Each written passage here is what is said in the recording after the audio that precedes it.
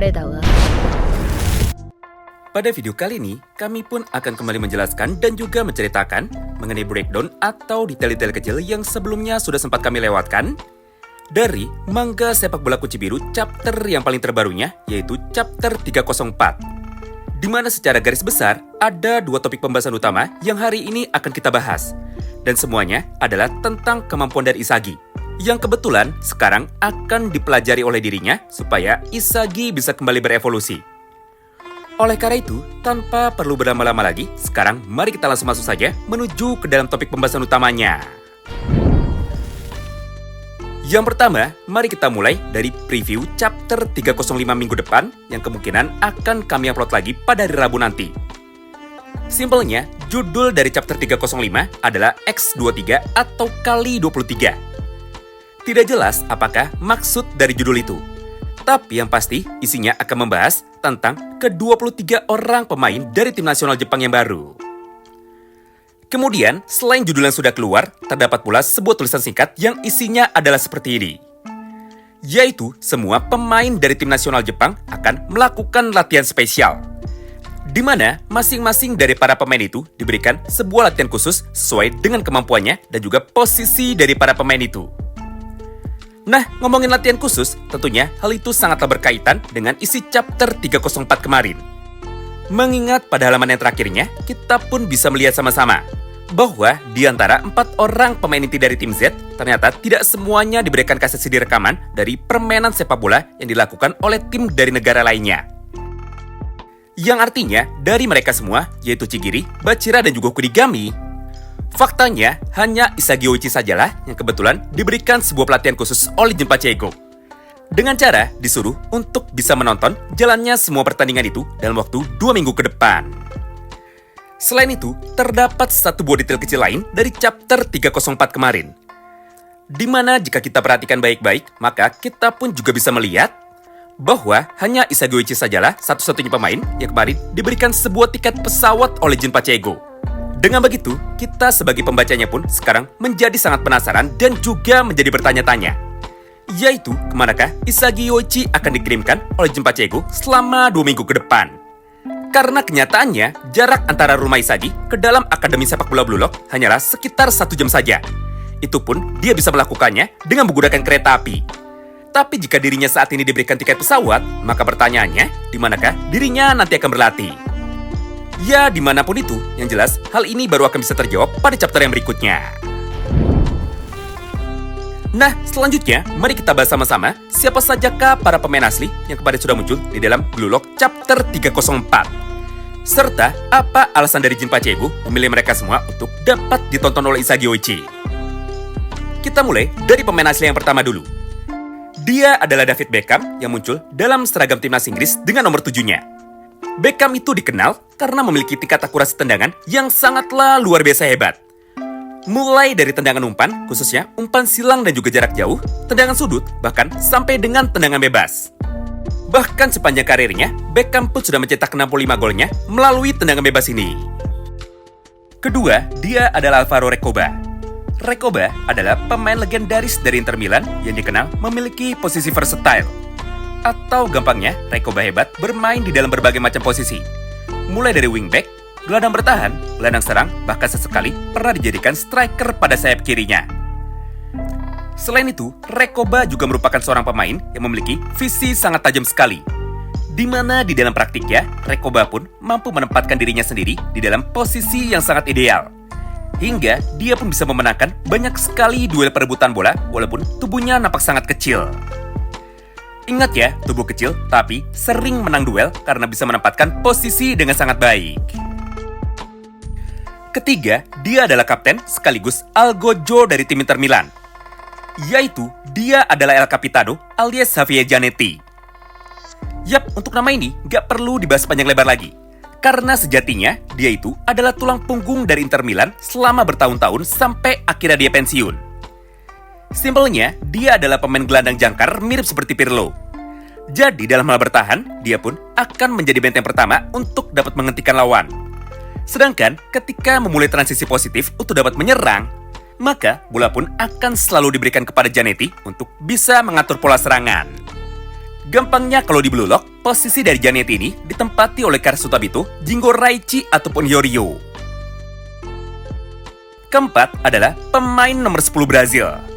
Tapi sayangnya, karena gambarnya tidak jelas, maka kita pun sekarang tidak tahu siapakah sebenarnya dia.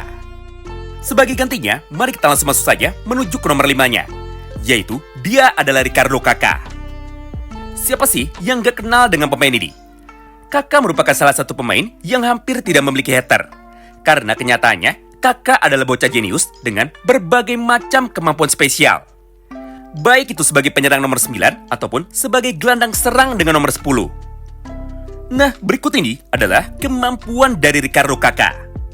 Pertama, sebagai pemain dari Brazil, Kaká memiliki kemampuan skill individu yang sangatlah luar biasa hebat. Bahkan sangat gila pada masanya. Mulai dari teknik gocekan, dribbling, bahkan sampai dengan teknik trapping. Contoh gampangnya, kita bisa lihat saja pada potongan video ini. Kemudian kemampuan yang keduanya, Kaká memiliki visi yang sangat tajam. Dia tahu kapan harus berlari, berhenti, mengoper, dan juga menembak. Bahkan saking hebatnya Kaká, dia pun pernah dinobatkan sebagai pemain terbaik di dunia pada tahun 2007 melalui nominasi Ballon d'Or. Keenamnya, dia adalah Fernando Torres. Yap, untuk Torres sendiri sebenarnya memang mirip dengan Inzaghi. Karena sebagai seorang striker, Torres memiliki kemampuan tendangan langsung yang sangatlah luar biasa akurat. Atau, Inzaghi dan juga Fernando Torres sama-sama hebat dalam urusan teknik tendangan direct shoot. Gara-gara itulah, dia pun akhirnya berhasil mendapatkan predikat sebagai striker terbaik pada era kejayaannya. Sebelum pada akhirnya, Torres memutuskan pindah menuju ke dalam Liga Inggris. Ketujuh, dia adalah Ronaldo Nazario atau lebih dikenal dengan nama Ronaldo Botak. Siapa sih yang gak kenal dengan Ronaldo Botak ini? Jika dibandingkan dengan Messi dan juga Ronaldo Portugal, udah jelas Ronaldo Botak masih di atas mereka berdua. Sayangnya, dia pun mengalami cedera parah di dalam karirnya. Hingga gara-gara itu, perkembangan dari Ronaldo justru malah menjadi terhambat hingga karirnya perlahan turun sampai Ronaldo pun memutuskan untuk bisa pensiun pada umur 34. Berikut ini adalah daftar kemampuan dari Ronaldo Botak yang sekarang diperlihatkan kepada Inzaghi Oweichi. Pertama adalah insting mencetak gol yang sangatlah luar biasa tinggi. Bahkan, jika dibandingkan dengan nama-nama sebelumnya, insting mencetak gol dari Ronaldo adalah yang paling hebat. Kedua adalah kecepatan dan juga teknik dribbling yang sangat indah. Yap, jika kalian pernah lihat Mbappe, maka itu adalah gambaran dari gaya permainan Ronaldo ketika dulu dia masih muda. Bedanya, Ronaldo Nazario adalah pemain dari Brazil. Dan pemain dari Brazil semuanya memiliki filosofi Jogo Bonito. Yang artinya, jika gaya permainan dari Mbappe sangat menonton, maka itu tidak berlaku bagi gaya permainan dari Ronaldo Botak. Simpelnya, Ronaldo Botak ini sering sekali menunjukkan permainan atraktif di dalam lapangan. Mirip seperti teman-teman seangkatannya, mulai dari Ronaldinho, Kaká, bahkan sampai dengan Roberto Carlos. Gara-gara kemampuan akrobatiknya itu, Ronaldo pun sampai bisa mendapatkan julukan sebagai El Fenomena, alias fenomena anomali di dalam dunia sepak bola. Pokoknya, dia adalah striker tajam dengan insting mencetak gol yang tinggi. Dimana ketika dia sudah berhadapan 1-1 melawan kiper, maka 90% bola tendangannya pasti akan bisa menjadi gol. Selanjutnya yang ke-8 sekaligus yang paling terakhir, yaitu bocah ajaib dari Argentina dengan nama Pablo Aimar. Yap, sebelum ada Messi, dialah pemegang nomor punggung 10 dari timnas Argentina. Secara umum, dia adalah pemain paling komplit dari nama-nama sebelumnya. Di mana secara garis besar, ini adalah daftar kemampuan dari seorang Pablo Aimar.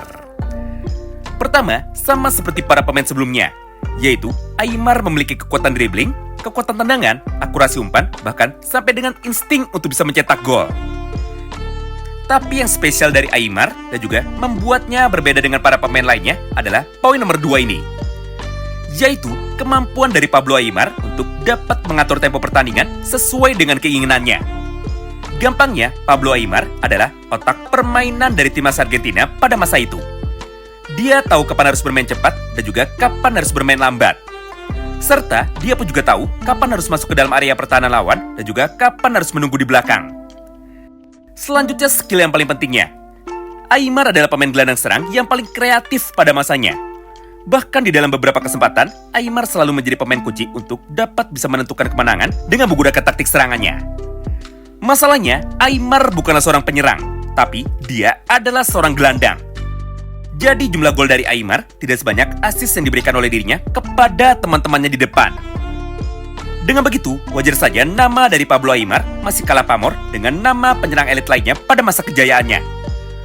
Selain itu, tidak banyak orang-orang yang sekarang tahu siapakah sebenarnya Pablo Aimar. Padahal, dia adalah idola dari Messi. Bahkan sedikit banyak, visi bermain dari Messi terinspirasi dari visi permainan Pablo Aimar, khususnya ketika Aimar masih berada pada klub River Plate.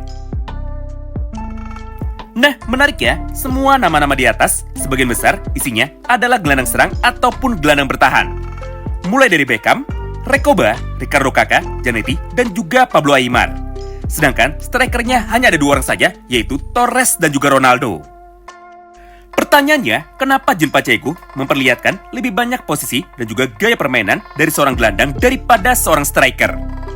Apakah pada turnamen Piala Dunia nanti, posisi nomor 10 di Jepang akan diberikan kepada Isagi Oji, bukan dipakai oleh Itoshiri lagi? Dan apakah mungkin Jean Pacheco akan membuat Isagi sadar bahwa sejatinya dia adalah seorang gelandang serang yang sangat kreatif, bukan sekedar seorang striker biasa? Nah, itulah sedikit topik pembahasan singkat yang sekarang dapat kami sampaikan kepada kalian. Terima kasih banyak yang sudah simak video ini sampai habis, dan salam baku hantam!